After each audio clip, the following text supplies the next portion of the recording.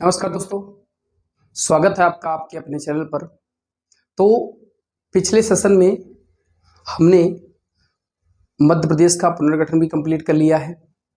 इसके अलावा मध्य प्रदेश का भौगोलिक विभाजन फिजिकल ज्योग्राफी मैंने बहुत अच्छे से आपको बताई है। ठीक है, फिजिकल ज्योग्राफी से बहुत सारे प्रश्न बनते हैं, तो मैंने फिजिकल ज्योग्राफी के बारे में सारी बातें आपको लगभग बता दी है। मैंने ये भी कहा था कि मध्य प्रदेश का जो भौगोलिक विभाजन है उससे लगातार प्रश्न एग्जाम में बनते आ रहे हैं। ठीक है, तो आज हम बहुत ही एक विशेष चैप्टर पढ़ेंगे, मध्य प्रदेश की नदियां।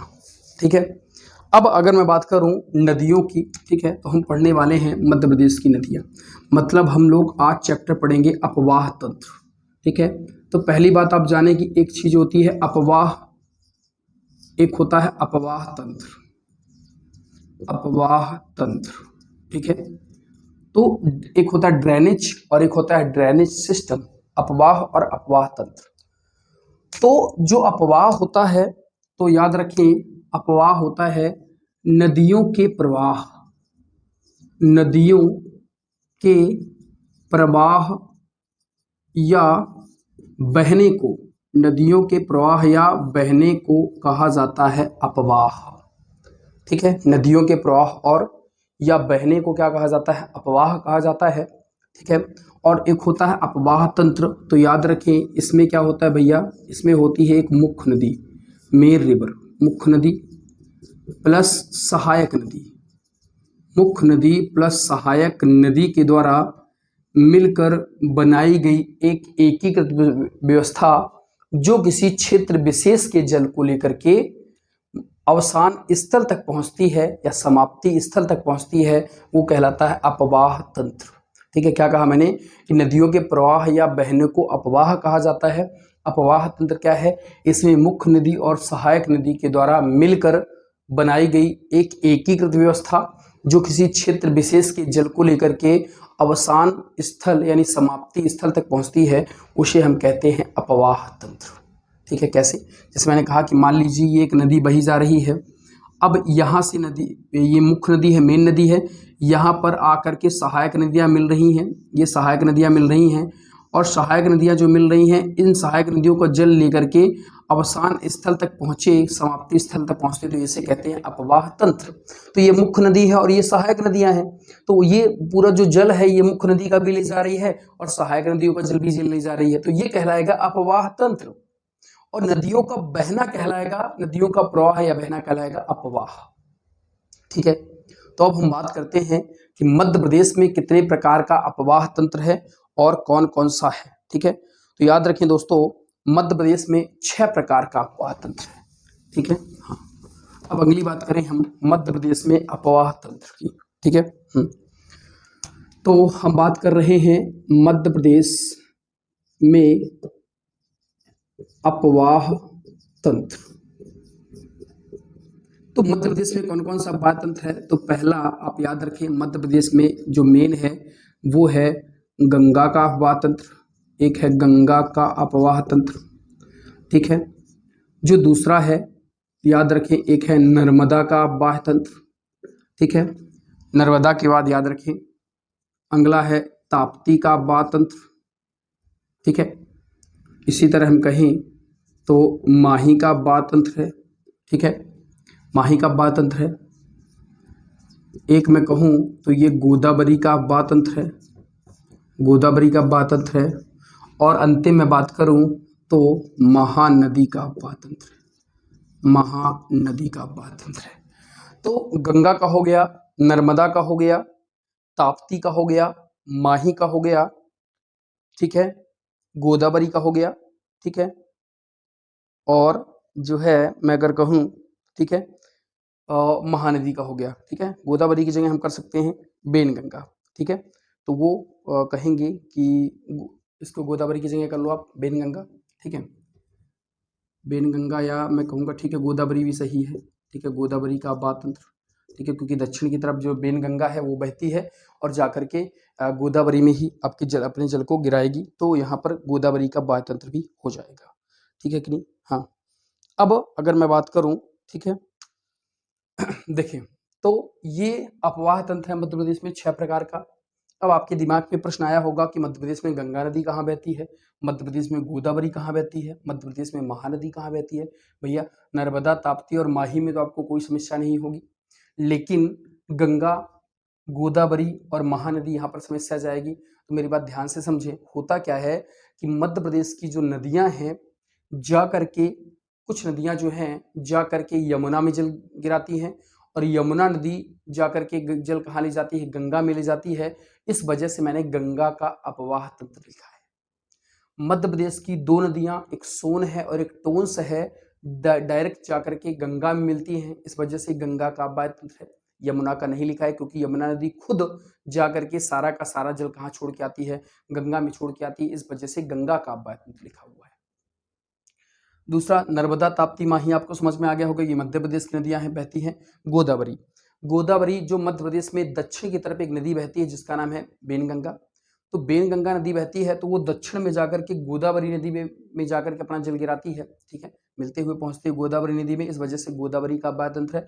और मध्य प्रदेश में एक नदी पूर्व की ओर बहती है जिसका नाम है हंसदो, अमरकंटक अनूपपुर से निकलती है और ये जाकर के पहुंचती है छत्तीसगढ़, छत्तीसगढ़ से उड़ीसा से होते हुए, छत्तीसगढ़ महानदी वही मिलेगी, और ये उड़ीसा से होते हुए जाती है कहाँ पर, ये आपका जो जल है ये पूर्व में बंगाल की खाड़ी में जल गिराती है, इस वजह से यहाँ पर क्या लिखा हुआ है, महानदी का अपवाह तंत्र। ठीक है, थोड़ी देर के बाद आपको सब समझ में आएगा, ठीक है, समझे। अब ये कौन कौन से अपवाह तंत्र, थोड़ा सा मैं आपको मध्य प्रदेश के मैप से समझाने का प्रयास करता हूँ, बहुत अच्छे से समझ पाएंगे। एग्जाम्पल चाहें, सोचें कि ये मध्य प्रदेश है, ठीक है, ये मध्य प्रदेश है, ठीक है, हाँ। अब मध्य प्रदेश याद हो जाएगा आपसे, बहुत ध्यान से देखिए। अब मध्य प्रदेश में पहली नदी जो है ये नदी निकलती है कौन सी, नर्मदा। मध्य प्रदेश में यहाँ पर अमरकंटक अनूपपुर है, यहाँ से निकलती है नर्मदा नदी और ये जाती हुई ये पश्चिम की तरफ बहने वाली नदी है और ये जाकर के गुजरात के पास यहाँ पर है आपका खंबात की खाड़ी, खंबात की खाड़ी गुजरात के पास, खंबात की खाड़ी में जाती है और अपना जल गिराती है, एक्सचुअरी बनाती है, ठीक है। जबकि पश्चिम की ओर बहने वाली सारी नदियां एक्सचुअरी बनाती हैं और पूर्व की ओर बहने वाली सारी नदियां डेल्टा बनाती हैं, ठीक है। जो भी नदी पूर्व की ओर बहेगी वो सब डेल्टा बनाती हैं, आपने इंडियन ज्योग्राफी में पढ़ा होगा, फिर भी हम बात करेंगे डेल्टा क्या होता है, एक्सचुअरी क्या होता है, ठीक है। तो पहली नदी आपको दिख गई होगी, इसका नाम है नर्मदा, ये है नर्मदा, ठीक है कि नहीं। अब अगर मैं बात करूं दूसरी नदी, अगर मैं कहूं तो आप पहले मध्य प्रदेश की देख लें, यहाँ पर आपका धार है, यहाँ पर आपका धार है और धार में एक नदी बहती है जिसका नाम है माही नदी, ठीक है। तो ये माही नदी जो है ये भी आपका पश्चिम की ओर बहने वाली नदी है, ये भी जाकर के वहीं पर खंबात की खाड़ी में जल गिराती है, तो ये पश्चिम की ओर बहने वाली नदी हो गई, ठीक है। एक यहाँ पर बैतूल है, ठीक है, बैतूल, तो बैतूल में मुल्ताई की पहाड़ी है और बैतूल में मुल्ताई की पहाड़ी से निकलती है ताप्ती नदी और ये ताप्ती नदी सीधे महाराष्ट्र में जाती है, फिर मध्य प्रदेश में बुरहानपुर से प्रवेश करती हुई ये सीधे जाती है और ये भी जाकर के खंबात की खाड़ी में अपना जल गिराती है। तो ये आपको पश्चिम की ओर बहने वाली तीन नदियां मिल गई होंगी, माही नदी, नर्मदा नदी और ताप्ती नदी, ठीक है।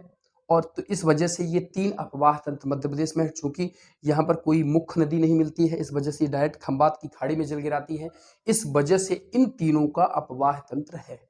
तो माही का हो गया, नर्मदा का हो गया, ताप्ती का हो गया, नर्मदा का हो गया, ताप्ती का हो गया और माही का हो गया।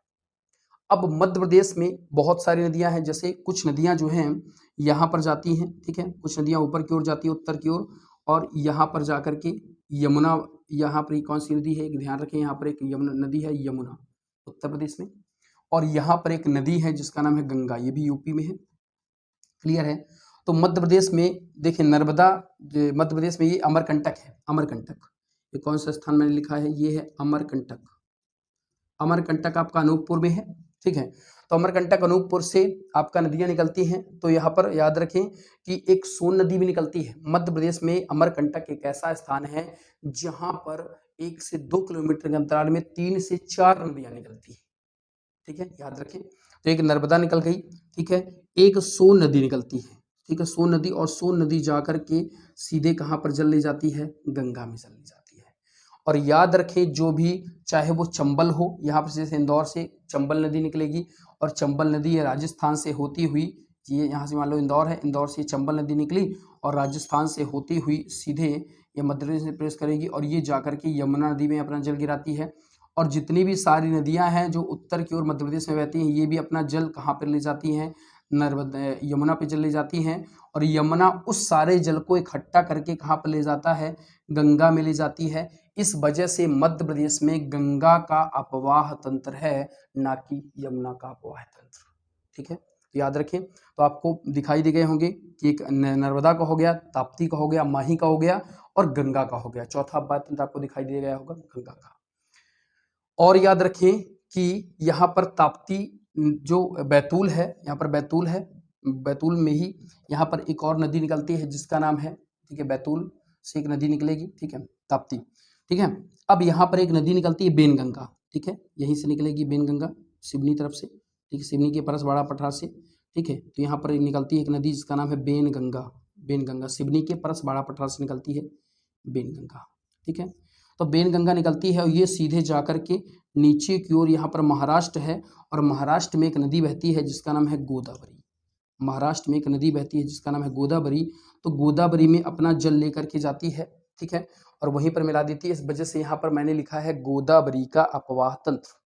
कौन सा अपवाह तंत्र लिखा है मैंने, गोदावरी का अपवाह तंत्र। तो आपको बेनगंगा भी बहुत अच्छे से समझ में आया होगा कि बेनगंगा जो है, ठीक है, तो ये बेनगंगा नदी हो गई, ठीक है कि नहीं। अब देखिए, तो ये चार अपवाह तंत्र आपको समझ में आ गए होंगे, ठीक है, ये पांच हो गए, गोदावरी का हो गया, गंगा का हो गया और ये तीन हो गए। ठीक है, अब इसके बाद बचा कौन सा, महानदी।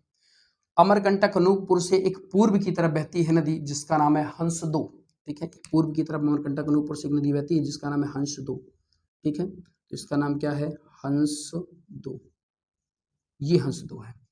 अब ये भी अमरकंटक अनूपपुर से निकलती है, अमरकंटक अनूपपुर से, और मध्य प्रदेश में छत्तीसगढ़ जाती है, छत्तीसगढ़ से उड़ीसा। ठीक है, यहाँ पर मध्य प्रदेश से लगा हुआ छत्तीसगढ़, तो छत्तीसगढ़ यहाँ है सीजी, छत्तीसगढ़ से निकलती है महानदी, और फिर यही महानदी जाकर के उड़ीसा में पहुंचती है। महानदी कहाँ जाती है, उड़ीसा, और उड़ीसा से होते हुए पूर्व में आपका क्या है, बंगाल की खाड़ी। तो ये जाकर के बंगाल की खाड़ी में जल गिराती है, बंगाल की खाड़ी में जल गिराती है, बंगाल की खाड़ी। ठीक है, तो बंगाल की खाड़ी में जल गिराती है, अतः ये हंसदो है। तो ये मध्य प्रदेश से जाएगी तो छत्तीसगढ़ से निकलेगी कौन सी नदी, महानदी। तो जाकर के छत्तीसगढ़ से जो महानदी निकलती है, महानदी में जाकर के अपना जल मिला देती है और फिर महानदी उड़ीसा से होते हुए बंगाल की खाड़ी चली जाती है। तो इस वजह से किसका अपवाह तंत्र है, ये है महानदी का अपवाह तंत्र। ठीक है, आपको बहुत अच्छे से समझ में आ गया होगा कि ये आपका माही का अपवाह तंत्र है, ये आपका किसका अपवाह तंत्र है, ये माही का हो गया। ठीक है, ये आपका हो गया नर्मदा का अपवाह तंत्र। ठीक है, ये आपकी कौन सी नदी हो गई, ताप्ती नदी हो गई, तो ताप्ती का अपवाह तंत्र हो गया। तीन अपवाह तंत्र आपके सामने है। चौथा अपवाह तंत्र आपको दिख रहा होगा गंगा का अपवाह तंत्र। पांचवा अपवाह तंत्र आपको दिख रहा होगा महानदी का अपवाह तंत्र, और छठवां अपवाह तंत्र आपको दिख रहा होगा गोदावरी का अपवाह तंत्र। ठीक है, तो इससे आपके 4 से 6 प्रश्न बनेंगे। मैंने आपको बताया प्रश्न क्या बनेगा, मैं बता दूं कि मध्य प्रदेश में पश्चिम की ओर बहने वाली नदी कौन कौन सी हैं, तो माही हो गई, नर्मदा हो गई और ताप्ती हो गई। ये पश्चिम की ओर बहने वाली नदियां हैं। मध्य प्रदेश में दक्षिण की ओर बहने वाली एकमात्र नदी कौन सी है, वो है बेनगंगा। ठीक है, सिवनी के परसवाड़ा पठार से निकलती है ये। ठीक है, और बालाघाट में धोती बांध बनाती हुई सीधे गोदावरी में जाकर के मिलती है महाराष्ट्र में। ठीक है, तो ये दक्षिण की ओर बहने वाली नदी कौन सी है, बेनगंगा है। वैसे वर्धा और बेनगंगा दो नदियां हैं। मैं आपको बताऊंगा कि एक नदी निकलेगी वर्धन शिखर बैतूल से, तो वर्धा और बेनगंगा का जो संगम होगा वो प्राणहिता कहलाएगा। हम इसको जब पढ़ेंगे तो मैं डिटेल में बताऊंगा। ठीक है, वर्धा नदी भी निकलती है। ठीक है, तो वर्धन शिखर बैतूल से निकलेगी वो, तो वर्धा और बेनगंगा का संगम प्राणहिता कहलाएगा। तो मैं बताऊंगा वर्धा भी दक्षिण की ओर बहने वाली नदी है, लेकिन वो छोटी नदी है, बेनगंगा में ही जाकर के मिल जाती है, इस वजह से नहीं बता रहा। तो दक्षिण की ओर बहने वाली नदी कौन सी है, बेनगंगा। पूर्व की ओर बहने वाली मध्य प्रदेश की एकमात्र नदी कौन सी है, हंसदो। ठीक है, और बाकी सारी नदियां कहाँ की ओर बहती हैं, उत्तर की ओर बहती है। दो बातें और पे याद रखें कि मध्य प्रदेश की दो नदी हैं, एक सोन है और एक टोंस है। कैमूर पठार कटनी से निकलती है टोंस नदी, तो कैमूर पठार कटनी से निकलेगी टोंस, और टोंस नदी जो है ये जाकर के डायरेक्ट गंगा में जल छोड़ती है। तो दो नदियां आपकी जो डायरेक्ट गंगा में जाती हैं, एक का नाम है सोन और एक का नाम है टोन्स, एक का नाम है टोन्स, टमस भी इसी को कहा जाता है। तो दो नदियां मध्य प्रदेश की जो डायरेक्ट गंगा में जाती हैं, एक का नाम है सोन और एक का नाम है टोन्स, ठीक है। तो याद रखें, और बाकी सारी नदियां मध्य प्रदेश में जाकर के यमुना में मिलती हैं, और यमुना पूरा जल लेकर के कहाँ पर ले जाती है, गंगा में ले जाती है, ठीक है। आपको ये भी समझ में आ गया होगा। अब अगली अगर मैं बात करूं तो मध्य प्रदेश में अगर मैं सबसे बड़े अपवाह तंत्र की बात करूं तो आपको समझ में आ गया होगा कि मध्य प्रदेश में जो अगर पूछा जाए कि मध्य प्रदेश का सबसे सबसे बड़ा ड्रेनेज सिस्टम, सबसे बड़ा अपवाह तंत्र किसका है, तो मध्य प्रदेश में सबसे बड़ा जो अपवाह तंत्र है वो किसका होगा, गंगा का अपवाह तंत्र। मध्य प्रदेश में सबसे बड़ा अपवाह तंत्र किसका है, गंगा नदी का अपवाह तंत्र है। क्यों, क्योंकि उत्तर की ओर जितनी नदियां जाएंगी यमुना में मिलेंगी, और यमुना खुद जाकर के कहाँ ले जाएगी, गंगा में। इस वजह से मध्य प्रदेश में सबसे बड़ा अपवाह तंत्र ड्रेनेज सिस्टम किसका है, गंगा नदी का है।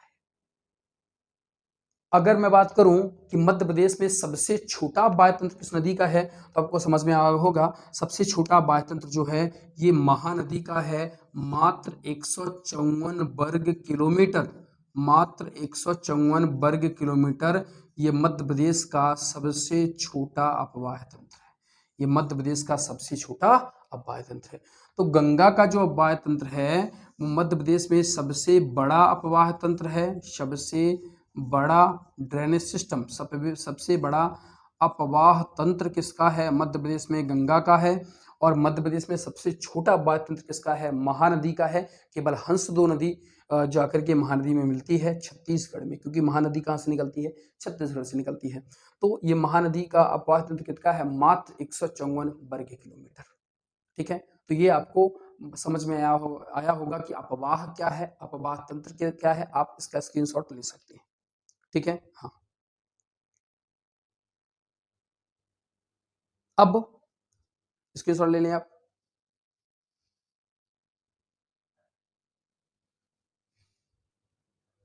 ठीक है। तो अब जो है, ठीक है, आज हमने अपवाह पढ़ा, अपवाह तंत्र पढ़ा, और हमने देखा कि मध्य प्रदेश में कितने प्रकार का अपवाह तंत्र है, सबसे बड़ा किसका अपवाह तंत्र है, सबसे छोटा किसका अपवाह तंत्र है।